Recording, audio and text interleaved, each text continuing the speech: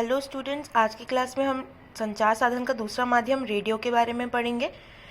जैसा कि हम पहले पढ़ चुके हैं कि संचार साधन का पहला माध्यम होता है मुद्रित माध्यम। जो समाचार पत्रों अखबारों के द्वारा हमें जो समाचार मिलते हैं वो होता है मुद्रित माध्यम। अब रेडियो क्या होता है कि वो माध्यम जिसके द्वारा हमें समाचार श्रव्य तरीके से मिले, मतलब सुनने वाले समाचार मिले, वो होता है रेडियो, जिसमें लेखन का कोई काम नहीं होता। सिर्फ जो न्यूज़ रिपोर्टर होते हैं वो बोलते हैं और हम लोग सुनते हैं, और इसी प्रकार से हमें समाचार मिलते हैं। वैसे आज के समय में रेडियो का बहुत कम उपयोग होता है। रेडियो में वर्तनी का कोई स्थान नहीं होता। वर्तनी वह होता है जहाँ पर व्याकरण, अलंकार, मात्रा, शिरोरेखा ये सब नहीं होते, मतलब वहाँ पर सिर्फ बोलना है, लिखने का कुछ काम नहीं है। तो अगर हम रेडियो के बारे में जानें तो रेडियो का लेखन कैसे होता है कि रेडियो में जो लेखन की शैली होती है वो उल्टा पिरामिड शैली होती है। उल्टा पिरामिड शैली क्या होती है कि जिसमें आपको ऊपर से नीचे की तरफ की, मतलब जो मुख्य बात होती है वो आपको पहले बताई जाती है, और उसके बाद उसके बारे में फिर समापन की और थोड़ी जो हम कट भी कर सकते हैं, ऐसी बातें होती है कि जिन न्यूज़ को बताना इतना ज़रूरी भी नहीं होता, वो होती है समापन की। तो आपसे ये 1 नंबर के वस्तुनिष्ठ में पूछा जा सकता है कि रेडियो या टीवी में भी उल्टा पिरामिड शैली का प्रयोग होता है, जो कि हम आगे पढ़ेंगे।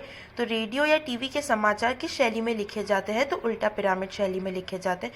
ये बहुत बार क्वेश्चन आ चुका है, तो क्या इनके चांसेस है। तो उल्टा पिरामिड शैली क्या होती है? जिसमें आधार मुख्य बात पहले बताई जाएगी एवं उससे संबंधित अन्य बातें बाद में बताई जाएगी। मतलब ये जो है ये होता है उल्टा पिरामिड शैली, जिसमें इंट्रो, बॉडी और समापन, ये इसके 3 भाग होते हैं। तो इंट्रो जिसमें मुख्य समाचार बताए जाते हैं और उससे संबंधित अन्य बातें बाद में बताई जाती है। बॉडी में उससे मुख्य समाचार से संबंधित अन्य बातें बताई जाती है। इसी सूचनाओं के बताने को तरीके को उल्टा पिरामिड शैली कहते हैं। तो ये 2 नंबर के क्वेश्चन में आपसे पूछा जा सकता है कि उल्टा पिरामिड शैली क्या होती है। तो आपको लिखना है कि उल्टा पिरामिड शैली वह होती है जिसमें मुख्य समाचार पहले बताए जाते हैं, उसके बाद मुख्य समाचार से संबंधित समाचार बताते हुए समाचारों का अंत किया जाता है या समापन किया जाता है। इस तरीके को उल्टा पिरामिड शैली कहते हैं। अब 1 नंबर के वस्तुनिष्ठ में आपसे ये पूछ ले कि उल्टा पिरामिड शैली के कितने भाग होते हैं।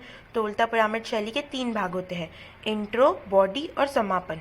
इंट्रो क्या होता है? मुख्य समाचार जो होते हैं, ब्रेकिंग न्यूज़ जिन्हें कहा जाता है, जो 1 या 2 मिनट पहले ही घटित हुई हो, वो चीज़ होती है इंट्रो। बॉडी उस मुख्य समाचार से रिलेटेड जो बाकी की न्यूज़ होती है कि कहाँ पर हुआ है, कैसे हुआ है, पीछे का क्या मामला है, ये सब।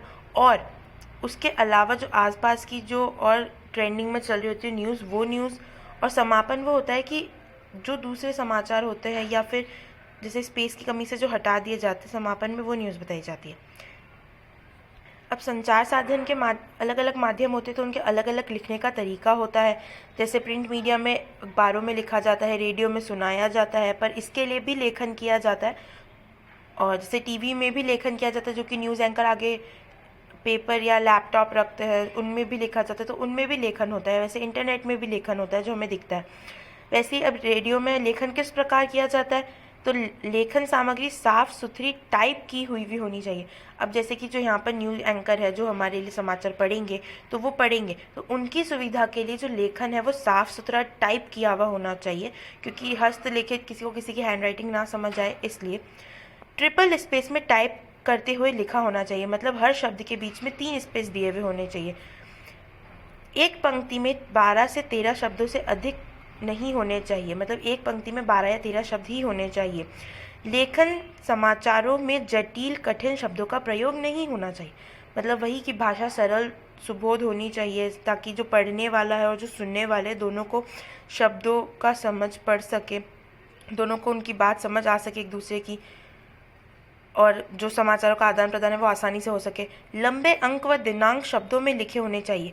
अब जैसे कि आपको दे दे कि मतलब आपको 1155 दे दिया, तो ये तो हमने इंग्लिश में पढ़ा और ये अंकों में लिखा हुआ है, पर मान लीजिए जो पढ़ने वाला है उसे अगर वो पूरी तरह से बोल रहा है कि यहाँ पर 1155 लोगों की मृत्यु हो गई, अगर ऐसा पढ़े तो वहाँ पर उन्हें कोई परेशानी ना हो पढ़ने में, इसलिए इस तरह से लिखने की बजाय इस तरह से लिख के दिया जाए न्यूज़ एंकर को कि 1155।